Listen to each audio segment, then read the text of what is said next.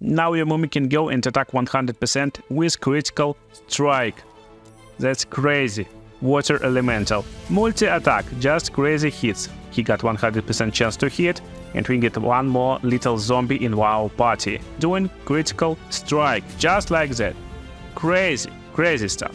Hail and Matches Adventures, welcome to the world of Baldurs Gate 3.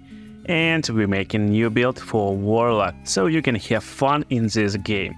So, I already filmed and they will be soon released every Warlock subclass. We already get the Fiend, we already got Archfey, we already will have Great Old One very soon. But I see in the comments that you want some type of Warlock that can be played as Necromancer. Most effective Necromancer will be a Wizard, so you just go with Wizard, Necromancer is cool, go all in, 12 levels in this stuff, and basically it will be most effective, best Necromancer ever. But can you do Warlock Necromancer? Definitely. So today I'm picking Human just to get this proficiency with shields. I want as much armor class as possible, with as much hit points as possible with this build, because we want to be nice, pretty tanky Warlock, while still being able to just look how our zombie army going and destroying everyone. So this will be tricky build to play, to build, but I will show you how to do it. So, our cantrips as Warlock, starting cantrips, same as always. Eldritch Blast, bread and butter, best cantrip in the game. Force damage, least resistant damage in the game. Just pick this. Second one, Minor Illusion. We need to distract enemies a lot if we want to be this Warlock Necromancer. So, subclass. Two subclasses will work. One is Fiend. Fiend will work because you get this Dark One Blessing, you can get additional temporary hit points. So basically it's improving your survivability, your sustainability and other stuff. But we will pick Archfey, because Archfey is like more control-oriented archetype of your subclass. And you want to be like controlling mage while your zombies do your job. So, our spells. On first level you want to pick Armor Fagatus, and instead of going into Hex, you can go into Fairy Fire. This will be a concentration spell, you just cast it on your enemies and you will have advantage on attack rolls, and if you know, Eldritch Blast using attack roll, so very beneficial for you. Then our background is Acolyte, just to get this insight into religion, we don't care too much about this. What we care about is our ability points. So ability points will be like this, we're maxing out Charisma to 16 with +1 bonus. So we instantly get these benefits from high charisma on Warlock. We're getting +15 in Constitution and 17 in Dexterity. We're totally dumping Strength, Intelligence and Wisdom. So because we are proficient only with light armor, we want this Dexterity as high as possible. So let's go into the game and I explain you the build. So at the start of the game you want to find some weapon that will be beneficial from Dexterity and that you are proficient with. Dagger will work, but some larger weapons is nicer, like Scimitar, but you won't be proficient with Scimitars. So short sword will work. And you want to find your shield. Just like that, we will start with 16 armor class. That's pretty good for start of the game. And as always, let's level up. Second level, new spells. You can pick whatever you like. For early game, Sleep is very strong spell, but then you need to forget it with replace spell and get it out of it. If you want spells that will be useful throughout the game, Arms of Hader is nice spell. Sometimes you just need to disengage from enemies. Most importantly, on second level you get these Eldritch Invocations and you want to go with Agonizing Blast and Repelling Blast. It will increase power of your Eldritch Blast, it will add Charisma modifier to the damage of it, and you will push creatures up to 4.5 meters away from you. Very nice stuff.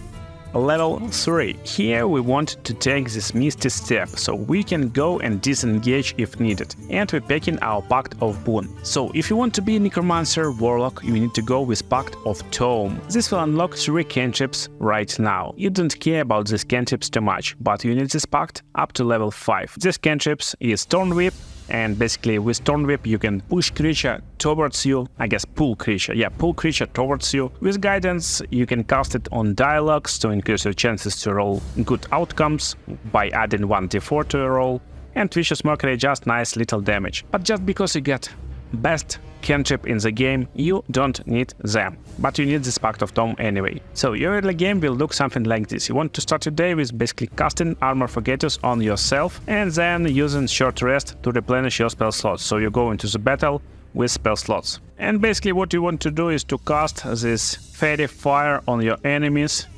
just like that. And if they fail these saves, you will have advantage on your next attack rolls.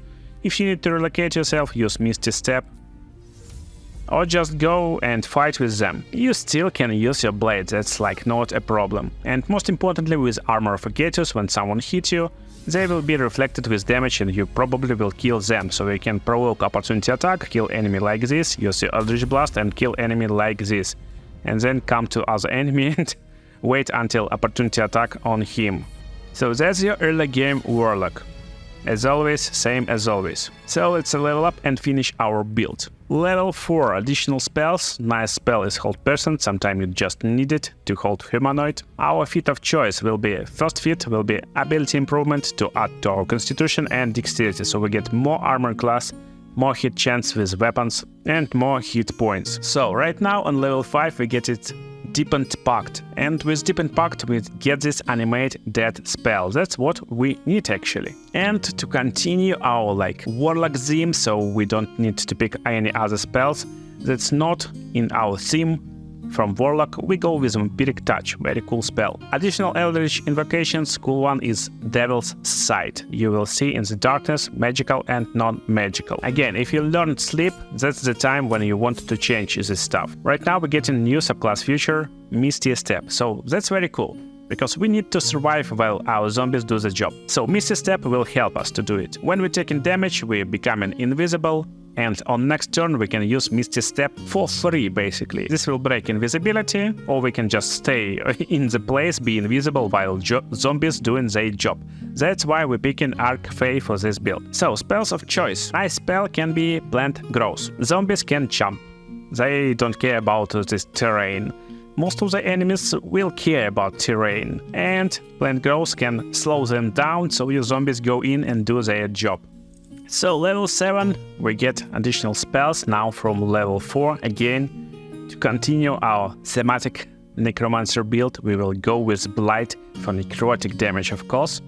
Eldritch Invocations, and with this build you want to pick Armor of Shadows. This will give you ability to cast Mage Armor on yourself, and that's cool stuff. On level 7 you already will have 19 armor class. All you need is a shield and cast this Mage Armor on yourself, and this will be active until long rest. So that's the main idea of the build. You don't need any armor, you need only shield and proficiency with shields. So level 8 gives us additional spells. You can pick any spells you like.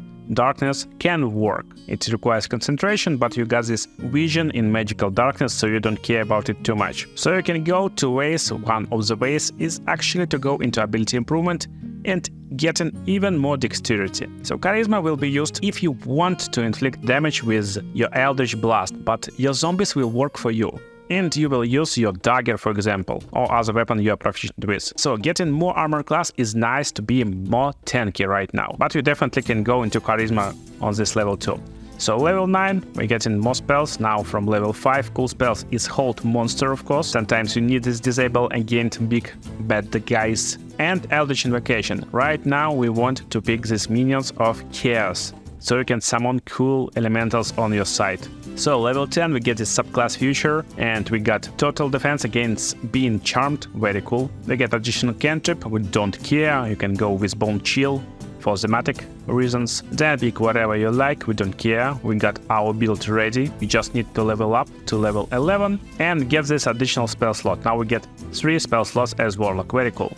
Additionally, at level 11, you get access to a Mystic Arcanum, and you can get this Create Undead spell. So that's what you want to have as Warlock over here. And again, any spell you like. Level 12, Final Feat, Final Eldritch Invocation, and of course it will be Life Drinker. Now our melee attacks dealing additional necrotic damage equal to our charisma modifier. That's why we're going into this dexterity up to 20.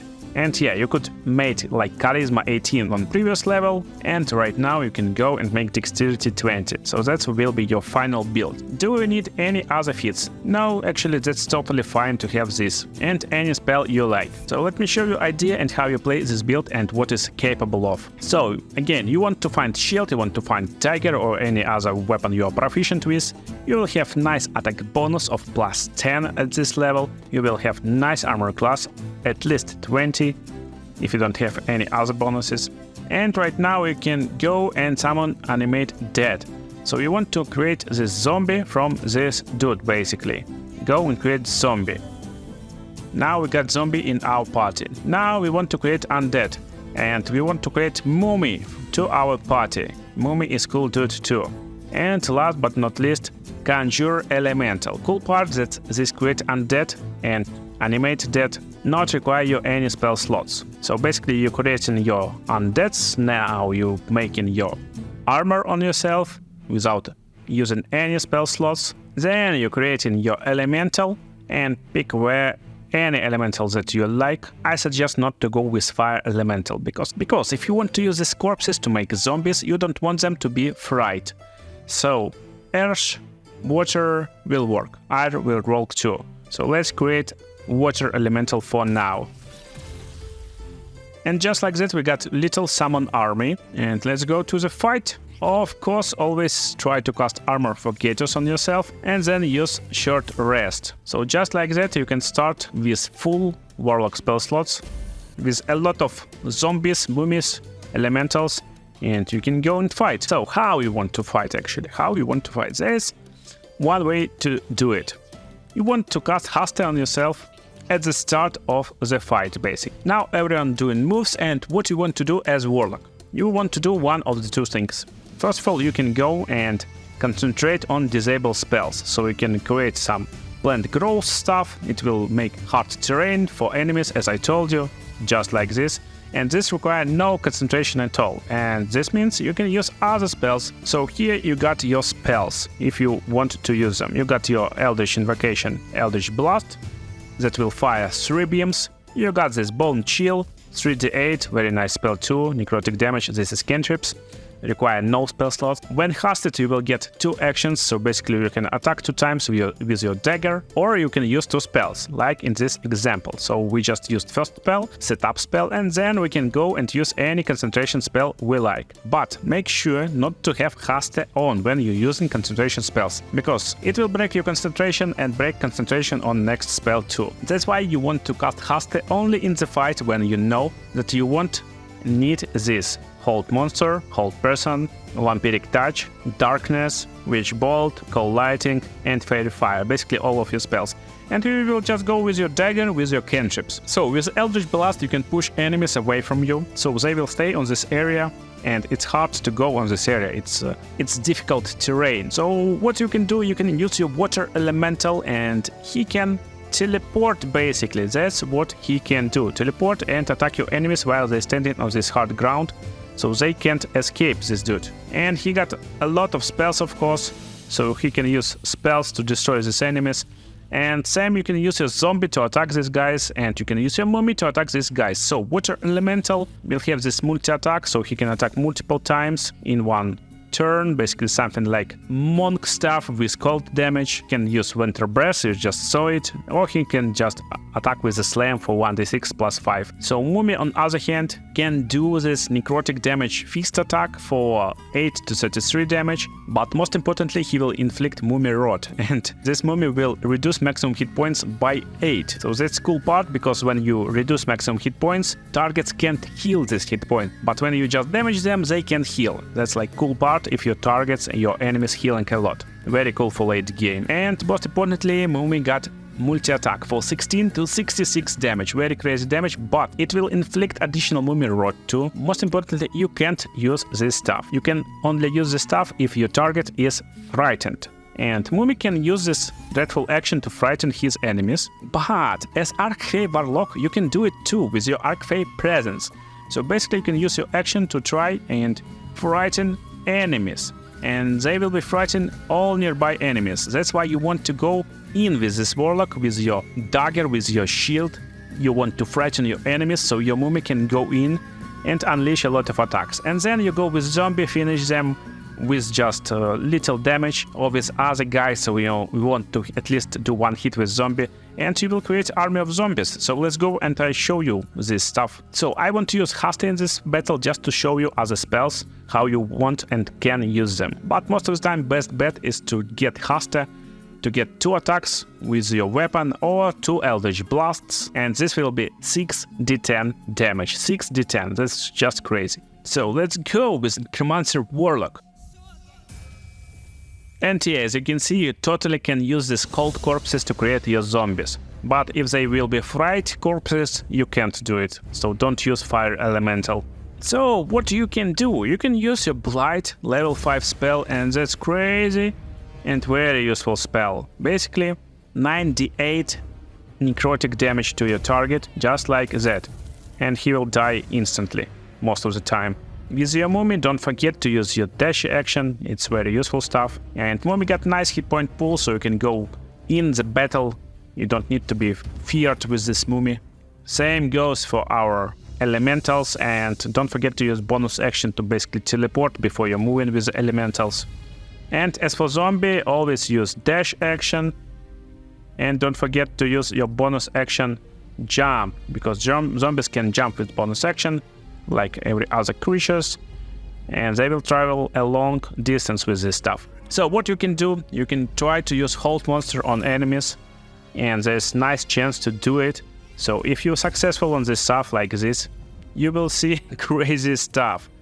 Basically, now your Mummy can go and attack 100% with critical strike. That's crazy, because every attack on this target will be critical strike if it's done in nearby range.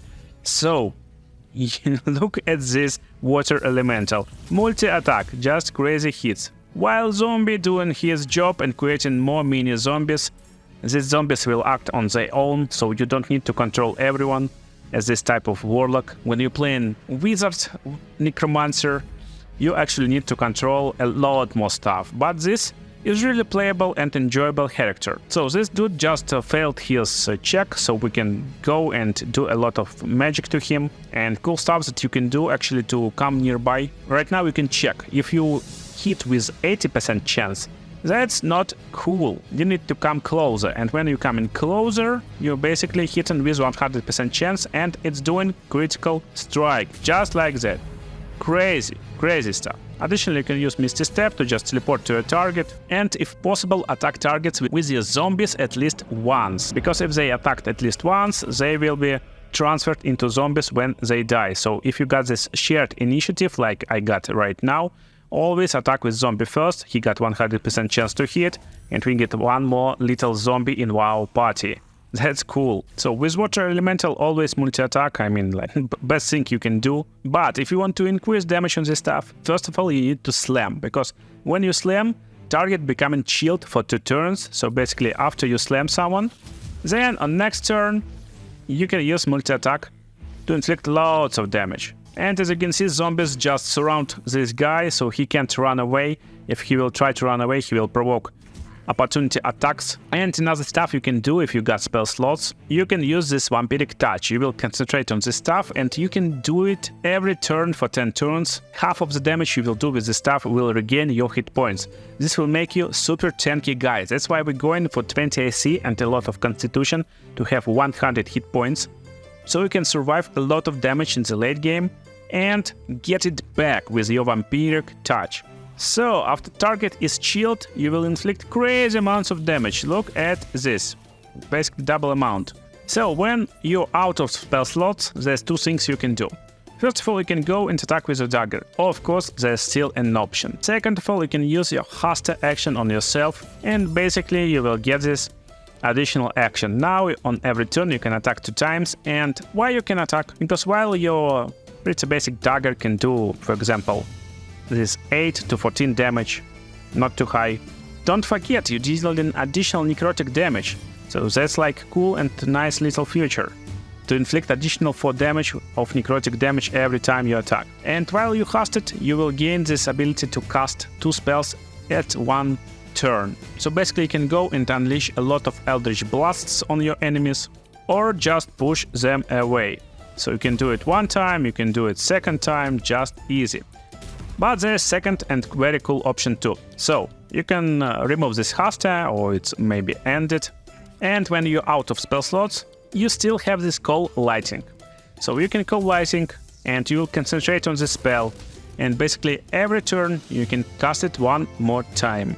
and this will be for free. So basically it will require no spell slots for 10 turns, and it's doing 3d10 damage. It's using your action, but still you need to understand what is better, to attack with your weapon, and my weapon making basically 12 to 18 damage, while this can do 3 damage, but can do 30 damage. Larger variety, but more high total number, and it depends on how much enemies we have, because if we're attacking with our main weapon, we're attacking only one enemy at a time. But if we're attacking with this cold lighting, and make sure to find it over here, you can attack 2 enemies at a time, just like that. So I hope you enjoyed this awesome Warlock build, and you will enjoy playing this Baldurs Gate 3 game with this Necromancer build playstyle. Watch other videos on the screen right now, it's cool videos too, and see you in the next videos, guys.